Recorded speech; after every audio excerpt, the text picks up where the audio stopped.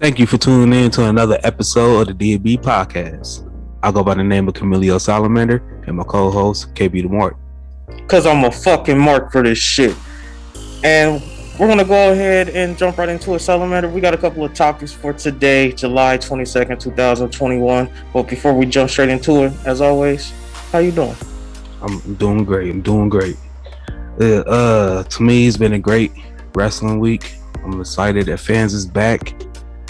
And just can't wait for tomorrow. Friday Night SmackDown. Let's see, can they do 2 for 2? Definitely. Well, let's go ahead and jump straight into the first one. Though the reports have not been confirmed, reputable sources have put this out. Daniel Bryan reportedly signed with AEW, and from what I just read from Ringside News, the CM Punk deal is as good as done. They're just waiting to meet up in person to sign the contracts.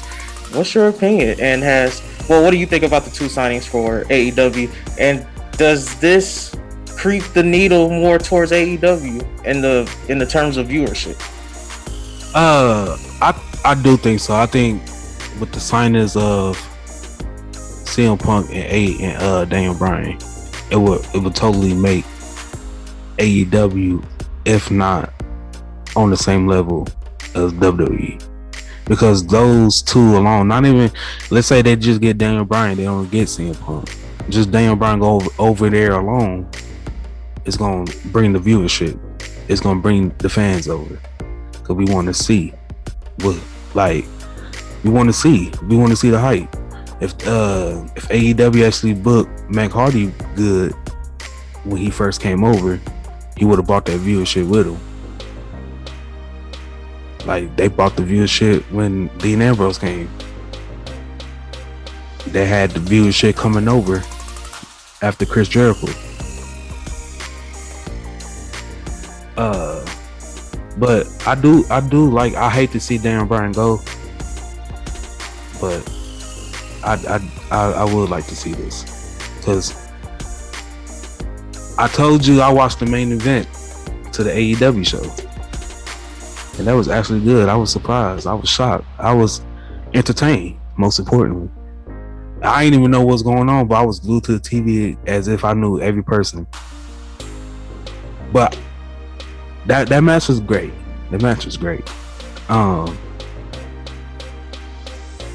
All this gonna do is just make me tune in on a Wednesday. It's making me, like, as soon as I know when he's supposed to make his debut, I'm tuning in that following episode.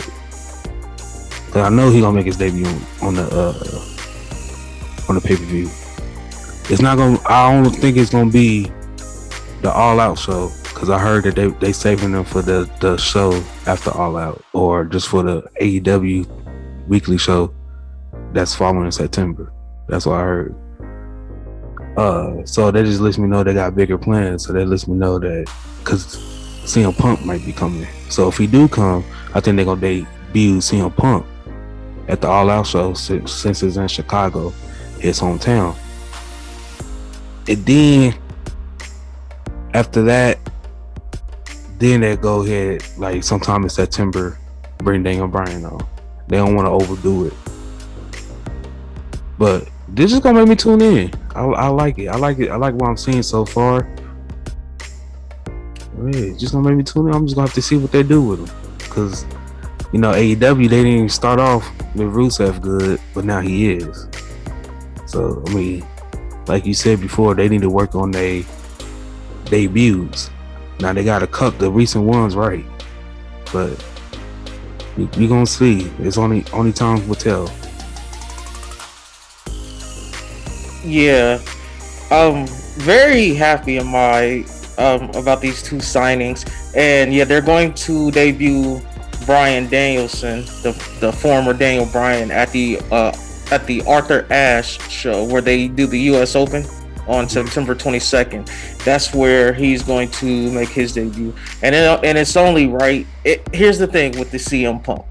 So there's a couple ways you can do this. You can wait for the pay-per-view, or you can announce him, you can debut him on that Wednesday night, and he can have his first match on the pay-per-view. Because you got to think, if you announce the arrival of CM Punk in front of that AEW crowd on Wednesday, or even if you want to do it Friday, because they'll have Rampage going their second show, so you can even do it on Rampage Friday. And you want to see CM Punk in action, he will be in action at All Out this Sunday, that's September 5th, and that's not going to do anything but increase your buy rates on pay-per-view. There will be, like you said, there will be people who haven't seen Punk in a while who will be tuning in. Exactly. And I think that's going to capture a lot of ears, because really it's word of mouth. But once we see it, then the word of mouth starts, and those people who were like, I'm just waiting for Punk to get back. Now you're allowing them to not only get eyes on Punk, but to get eyes on the rest of the product. And if they like what they see, then they'll go off and tell other people. Mm-hmm. As for Daniel Bryan's debut, I don't know if I like Arthur Ashe. Honestly, and maybe this is just the mark in me, I would want to get Daniel Bryan out there sooner than September 22nd. But he probably had that in his contract. And there are so many dream matches with Daniel Bryan. Daniel Bryan versus Omega. Daniel Bryan versus Jungle Boy. There are so many different matchups, and let's not forget he wanted to work with New Japan. With this partnership, he can work with New Japan. Not to mention, if you say he wants to step foot into Impact, because the forbidden door is open, he says, hey TK, I want to step over into Impact. Tony Khan's like, I don't give a fuck, go ahead. Now you're helping Impact, and if Impact can open that door to Ring of Honor, and Ring of Honor wants to come in and join, this WWE might really be in trouble. Because if Daniel Bryan is going through the forbidden door to work with Impact, Ring of Honor, New Japan, and they might just start, who's to say they don't start working with MLW? They already got another working relationship with NWA. What if Daniel Bryan says, I want to go work some NWA tapings? WWE might be in serious trouble if Daniel Bryan is out there showing his face on these different products. What do you think about that? Yeah. I have heard that Daniel Bryan wanted to work in Japan. So, but that's where that rumor with WWE was trying to form a partnership with New Japan came out. But we see them in a partnership with AEW. So I do believe he's going. It's like it's official. He gets everything that he wanted. They probably gave him a deal that he could not refuse. They probably gave him everything he asked for. They probably gave him everything he asked for, money wise, and like my character. I want this. I don't want to look like this. I'll get new young talent over, but first I need to come out and be like this, and this. Plus, I want to go to Japan and make a name for myself out there, and get popping. They probably was like, yes. That's probably all they said was yes. I mean, if you're Tony Khan, that's all you have to say. There aren't too many people with the value of a Daniel Bryan. I mean, if I'm Tony Khan, I'm saying absolutely. What else you want? Because we both know Vince isn't going to let him go out and be a star. Vince's main concern is, why is my guy taking a pinfall on your, on your dime? And that should never be the problem. It should be trying to uplift other wrestling companies to make the best product available. And you're getting that over here in AEW. Right. Moving on to the next topic. Karrion Kross Monday Night Raw booking / NXT burial. So I know you said you had something to say about this. Let me just give you the background just in case people forgot. Karrion Kross, the NXT champion, had everything about his entrance stripped away. His wife, the smoke, the mirrors, the gray screen, to lose to Jeff Hardy in under 2 minutes, who has been a jobber for the better part of 2021. What do you have to say about that, Salamander? So, NXT, right? Yes. He has an ongoing rivalry with Johnny Gargano. And Samoa Joe. That's probably ended after he choked him out. Now he's be focusing on the rivalry with him and Samoa Joe.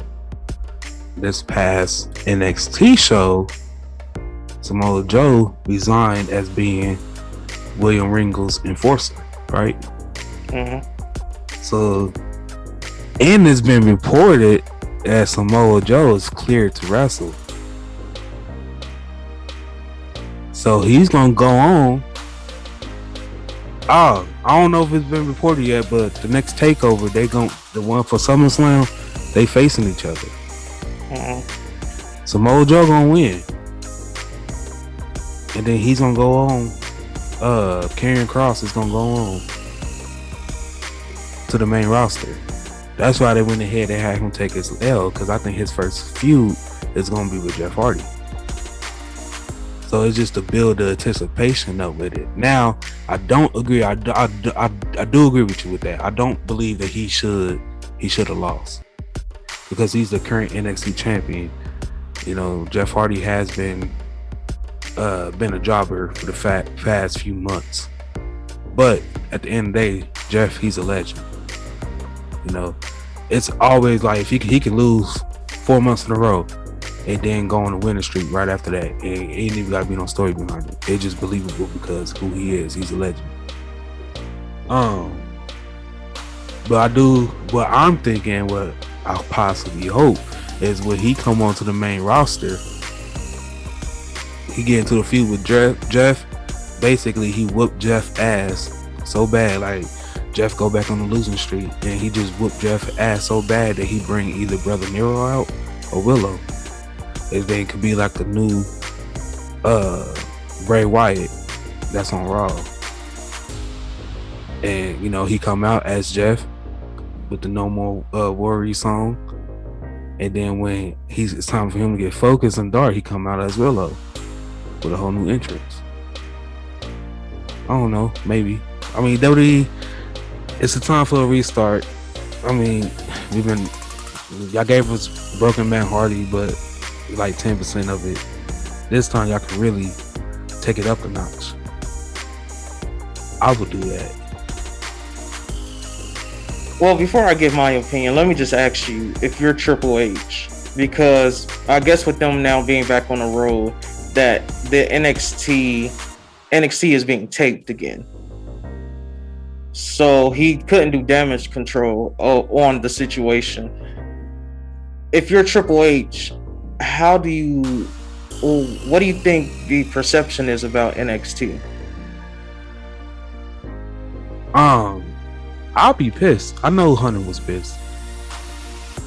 I know that. Because it's kind of like a slap to the face to you if you Triple H, because it's like, you see what I've been working on over here, then you just gonna take my main person, take my main person and just have him lose like that. But I mean, NXT, I just think it's gonna get better. One thing I don't like, but I mean, it's okay for some, like for the couple people who did do it. It's like, you know, you go to the main roster, then you ain't work out, so you go back to NXT. Cause then I don't like that, cause it's like, all right, you already got the main roster experience, so it's like you like the veteran on NXT. So it's like you're gonna be in that. It's like you taking TV time from you know, potential young talent for real and everything. It's like, but that's not their fault. It's the bookers and the writers on the main roster that's not, you know, writing them in the correct way. So you can't totally blame them. But that's just my thing. Like, the one with Finn Balor was cool. The one, like, this story with Samoa Joe is cool so far. Charlotte Flair, I didn't care for that. She didn't need to come back to NXT. That's like John Cena come to NXT and win the NXT championship. There's no need. Well, who else? I like Tyler Breeze when he went back. I just wish they, you know, would have went somewhere with that. There's been a few, but I just think once you get called up, you called up. You just gotta find a way to make your shit work until you get over like Sami Zayn did. You first got caught up, he was good. And then WWE started doing that BS booking or whatever. He wasn't getting used like that, but he's always basically once they get him a little bit of TV time, he made it work for them to go ahead and keep him on TV. Just like with this conspiracy theories gimmick that he got going on right now. He made it work. You feel me? It probably started off some BS. He was like, what? But he made it work. That way we are falling in love with his matches. Like, we seen Kevin Owens and Sami Zayn so many times. But when we seen it again, it was like, okay, this was awesome. Like you said, you called it out like 4 hours before the show. You said, watch Finn, he's about to feud with Sami. And he did. And it looks like that's where it's going. But it might not be like any other feud. Like this one may actually be good because both of these characters are brand new. Just think about that. Finn Balor, he's not the same Finn Balor that was on the roster 2 years ago. He's a total different one. Sami Zayn, this is a new gimmick. He's like this another Sami Zayn that we never seen before. So yeah, and I'm calling this out now. Finn Balor, he's gonna go on. They're gonna build him up slowly. You feel me?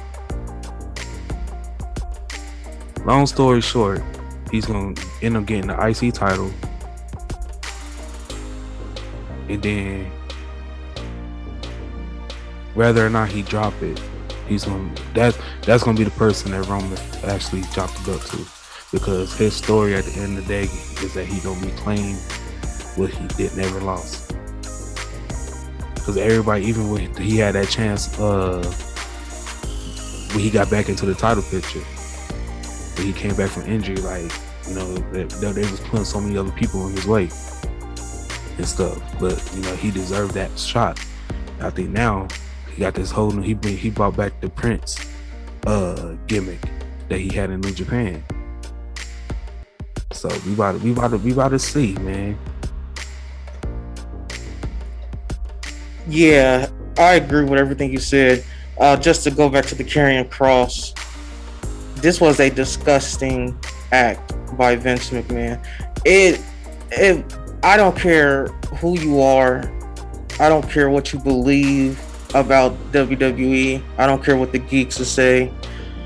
That was absolutely disgusting. You don't take the undefeated champion of NXT, which, let's be real, it's the second best show in the company, honestly, right after SmackDown. You take the champion, strip him naked, basically. You strip his whole character naked for him to lose to a jobber in under 2 minutes. It's an absolutely disgusting act, which to me left a nasty taste in my mouth. And all I kept seeing on Twitter is, what's the point of watching NXT? And I ask you, Salamander, what's the point of watching NXT after you just saw the NXT at the time, the undefeated NXT champion Karrion Kross losing to Jeff Hardy by heel tactics from a babyface? Let's not forget that. Jeff is a face who had to use the ropes to win, and he won in under 2 minutes against the undefeated NXT champion. What type of taste does that leave in your mouth, especially if NXT is the next day, Salamander? NXT, I would like, if you put it that way, it really is no point to watching NXT. Because like I had said earlier, I know Hunter was probably pissed because it's like, you took my best person, my best superstar, and you just buried him. So it's like, when he come back here, you feel me, like I can't do the same shit that I was just doing with him, because now everybody know he could be defeated. So it kind of defeats the purpose of this whole gimmick. So it's like, they fucked up. Then on top of that, I hope if he do get called up, they don't leave his wife in NXT. She gotta come. That's like Rusev was with no Lana. Like he have to have somebody with him. Even though they put him with Aiden English, like he had to have somebody with him. I think Killian Kross need that person with him. Like he gonna have to be one of the ones that have the manager or something, because it's like that gets over. But that works with him. Salamander, he looked like a regular guy. He looked like a regular guy who just so happened to be the NXT champion. His wife usually sings the words to his theme song. He was singing it by himself. This is a disgusting act. It literally leaves the taste of why the fuck do I need to watch NXT in your mouth. That first loss was supposed to go to Samoa Joe. And let me ask you, Salamander, what type of first loss would a loss to a returning Samoa Joe be over a jobbing Jeff Hardy? Yeah. Because the Samoa Joe loss will be more acceptable. Because just of, who he is, the submission machine. But for Jeff Hardy, last match he won was like beginning of the pandemic. He's been on Main Event jobbing to Jinder Mahal and his boys. And Vince was just like, bring up Karrion Kross. And I guarantee you Vince did it on purpose because he knew NXT was taped and there wouldn't be shit that Triple H can do to correct it. Mm-hmm. I guarantee you he did it on purpose. Vince is on record saying he doesn't watch NXT. I don't understand how you can be the CEO, the head guy of this WWE promotion and not watch NXT. I don't understand. They say WWE doesn't play well with others. Apparently, they can't even operate within themselves because you have a bitter old man that gets upset if his son-in-law Triple H makes or creates anything that the fans like. If Vince did make it, it's not right. Yeah. And that's the problem. That's the problem.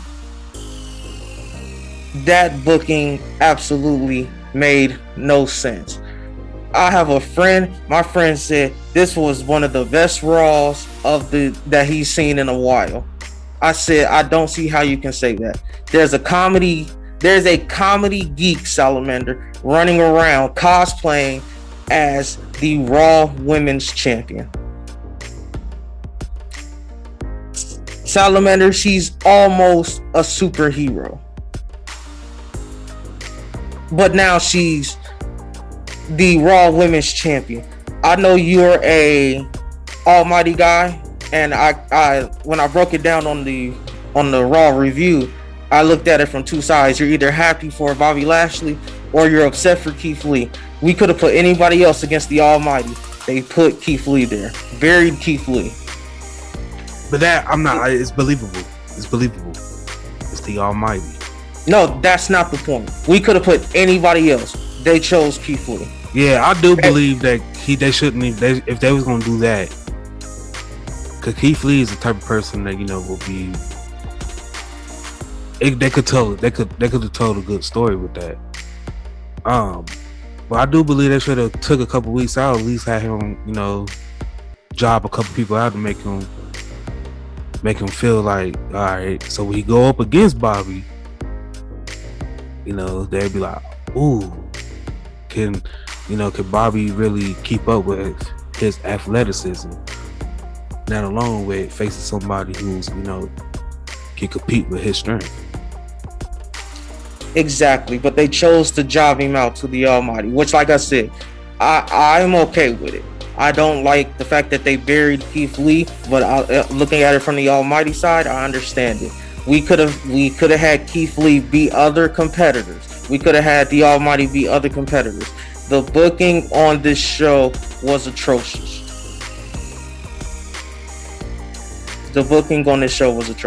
This, like I said in the Raw review, Salamander, this was the worst booked Raw of the year. Speaking of that, Monday Night Raw rises from 1.609 million to 1.923 million. Now, let me ask you, on that show, they had John Cena, a Money in the Bank cash in, the return of Keith Lee, and the debut of Karrion Kross. Does that shock you that it only went up by 0.3 million?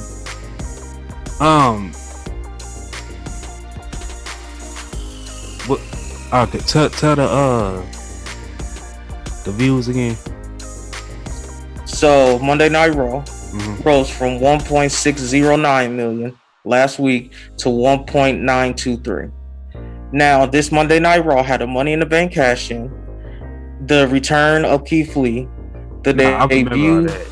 So they went up what?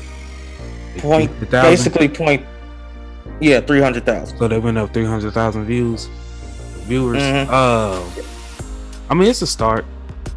They still trying to get, because that was the first Raw with fans, and people been tuning off in the previous months because of the repeated segments that we continue to get, and it was getting boring on top of that. I heard Raw is trying to go back down to 2 hours, so I think they realized their mistake, but now they're trying to basically get their fans back, build the trust back up with them. So I mean, a couple people have came back, so next week it might go up another 300,000. Never know. I just think this is just the beginning. It's gonna start off slow for the next couple of weeks, but it's not gonna be a bad slow.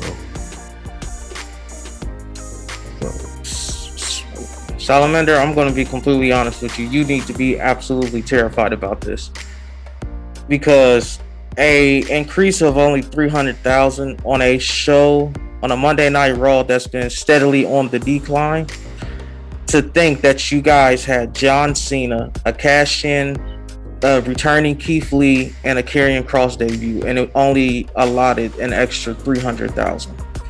That's very concerning. Just think about the people who stopped tuning in because of the repeated stuff that we've been getting. So when they did hear about, they got John Cena coming, they probably was like, oh, he gonna be on Zoom. So that's probably why they didn't tune in. Some people may not know. Some people may tune in more next week because they now realizing that WWE's back to like how normal, back to looking normal. So they might tune in more next week because after they seen all the all the YouTube clips and everything, so they might be like, oh, it look normal now. I know a lot of people really start watching because first thing had no fans. It was an empty arena. Then the Thunderdome, that kind of ran its course. So people start watching because of that, and people tuning into AEW because of how their setup was. People tuning in to NXT because how their setup was. Now, granted, SmackDown is the only show that pulling decent amount of viewers in the Thunderdome still. Now, I can't vouch for Raw with that because their writing was horrible, but I do believe this is the start of a new beginning, getting back to where that was at before. See, I'm just gonna have to disagree. I mean, with it, here's the thing: they're not gonna have a stacked show like John Cena, a cash-in, Karrion Kross, and a returning Keith Lee. That's not going to be that. This was a stacked show, and Monday Night Raw barely hit 2 mil. The first show with fans, which was SmackDown, I think hit 2.3 million. This is the first Raw back in front of fans, and the first Raw after Money in the Bank. Salamander, you have to factor that in. This was the first show after Money in the Bank, and you guys and Monday Night Raw, WWE didn't even hit 2 million. You have the pay-per-view bump and a stacked show, and you still couldn't hit 2 million. I don't see it going up. I see it either going down to the 1.8s, the 1.7s, or you guys are going to stay consistent at a 1.9. And like we covered earlier with the Daniel Bryan and and CM Punk, with those two, I believe the very minimal, because AEW is bringing in, they just brought in 1.15 million yesterday. So with those two coming in, who's to say that the absolute lowest that they'll start at is that 1.25 million, and everything is only up from there? Who's to say that Daniel Bryan and CM Punk doesn't bring an extra 500 to 750,000, pushing that 1.15 or that 1.25 to a 19, a 195, 50, you know what I'm saying, like 50,000 away from 2 million. Who's to say that Daniel Bryan and CM Punk don't bring that with them? And with the booking that's been going on Monday Night Raw, I see 1.923 as the ceiling, unless the writing gets better. Yeah, the writing must gotta get better, man. Last topic for they do. Last topic for today, Salamander, is why can't WWE make any new stars, and why is there always a reliance on legends? They can't make new stars because simply their writing is bad.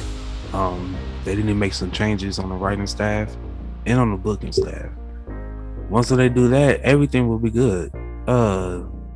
Because there's plenty of rising stars they can have. Well, I should say, there's plenty of stars they can have on the rise, but they choose not to. I believe Ricochet is a future WWE champion if they book him right. I believe Johnny Gargano is a future WWE champion if they book him right. Hold on, before you continue, I don't think he's coming up from NXT. He seems to be a lifer. I don't think he wants to go to the main roster. Probably because I bet you he'll change his mind once the booking on the main roster get better, once NXT call-ups get treated better and get treated with the respect that they deserve, then his mind will change. Adam Cole, I believe he's one of the future of WWE right now that could come. There's a lot of stars. I could keep going, but there's a lot of people who they could actually give that chance to. Now, they have been booking a couple people as rising stars, like this gimmick with Apollo Crews. That's working. Hopefully, they keep something up and keep his character entertained and everything. That way, he can keep going up. I don't see him gaining the championship, the main title though, but I can see him as like that high mid card, borderline and main event segments every now and then. It look like they're building up Big E. There's a couple.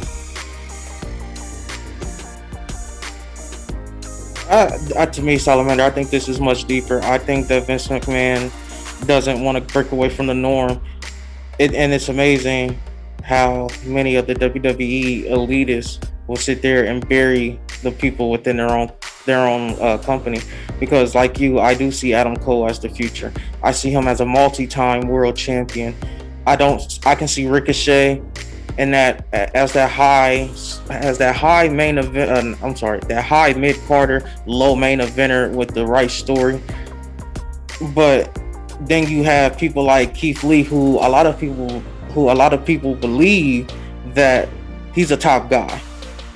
I believe he could be a top guy in the WWE, but you got to look back. Vince doesn't want him to be Keith Lee. He wants him to be like a Mark Henry, like a Kane, a traditional WWE big man. But that's you stripping away everything that makes Keith Lee Keith Lee. I mean, NXT Keith Lee didn't wrestle with the shirt.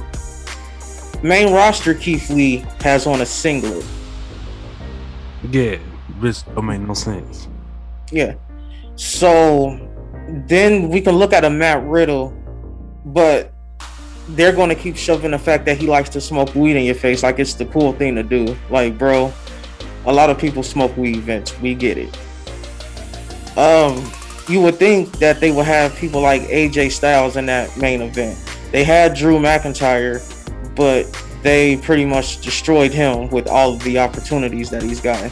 To me, there's a reliance on legends that is earth shattering.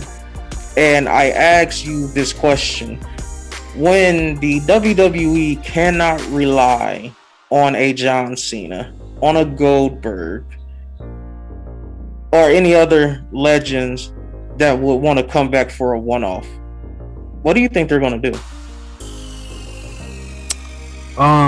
They either, from everything that's been coming out, they gonna get disrespected and probably buried on TV, just depending on what type of segment it is.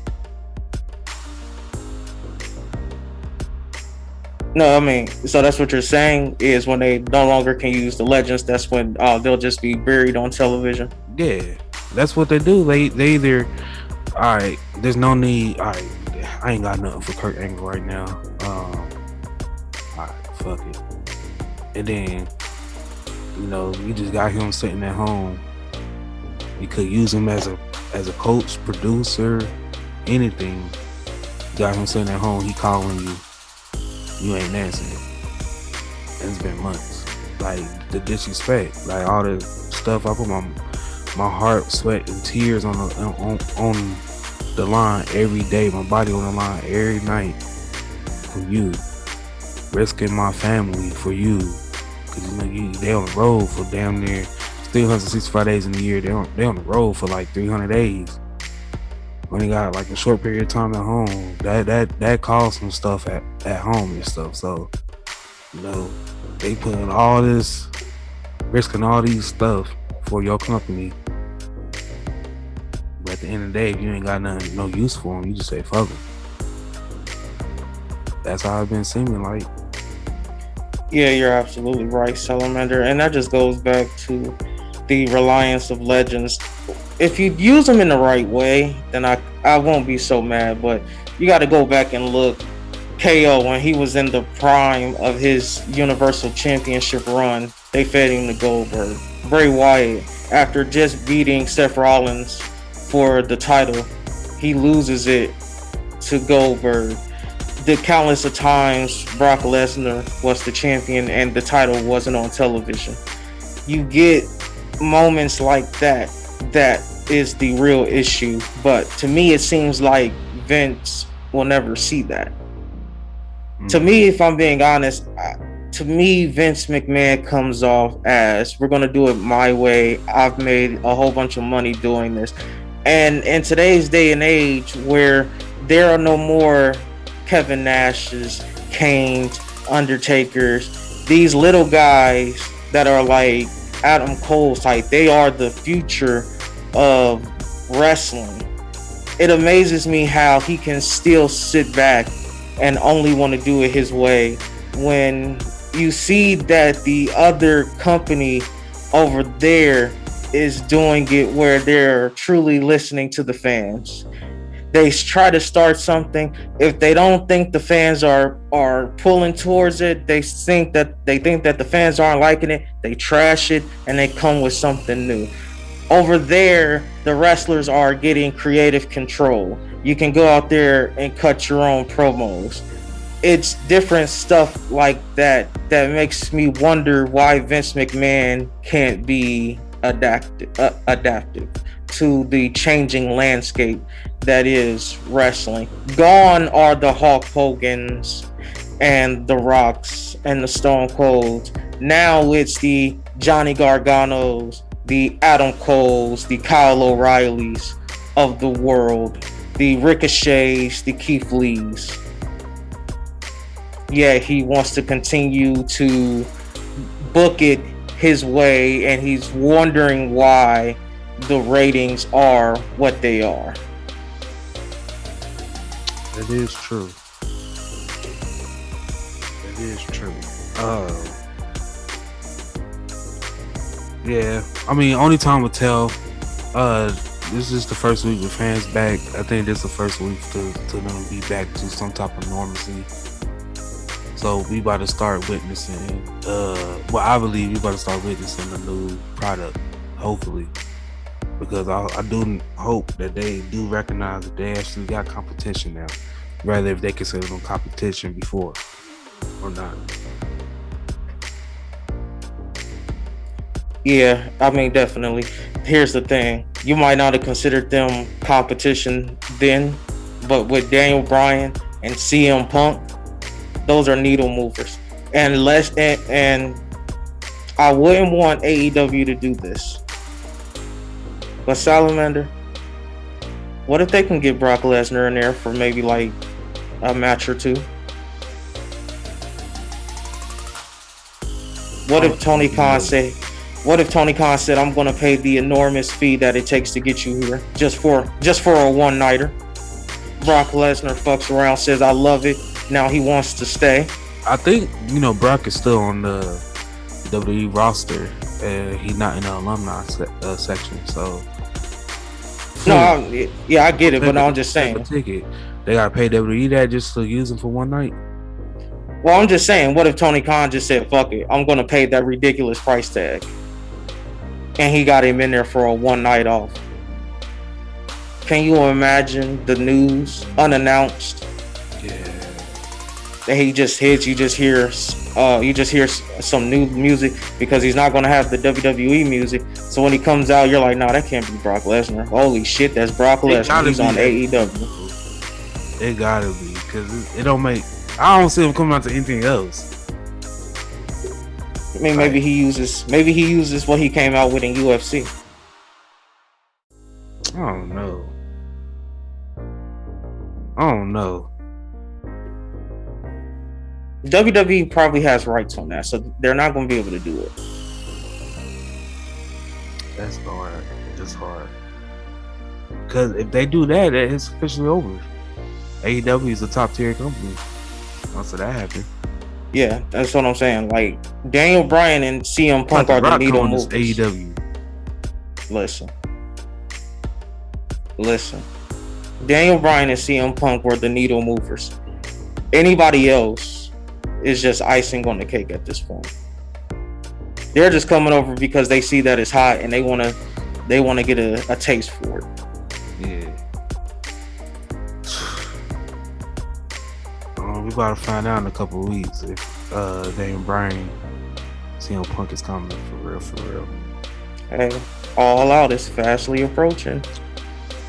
Man. September 5th, Chicago, Illinois. We gonna see. We about to see. You got anything else, KB? It's a great day to be an All Elite fan. CM Punk deal pretty much done. Daniel Bryan, though unconfirmed, reputable sources have put their name out there saying that the deal is already done. Give me Bryan Danielson and Omega. Take my fucking money, Tony Khan. Take my fucking money. That will be good. Damn. Well, all right, everybody. Thank you for tuning in to another episode of the DNB Podcast. If you like what you see, hit that subscribe button. Ooh, let me do that again. I stuttered. Well, all right, everybody. Thank you for tuning in to another episode of the DNB Podcast. If you like what you see, hit that subscribe button and like the video. I go by the name of Camilo Salamander and my co-host KB the Mark. We will see you in the next one. Peace.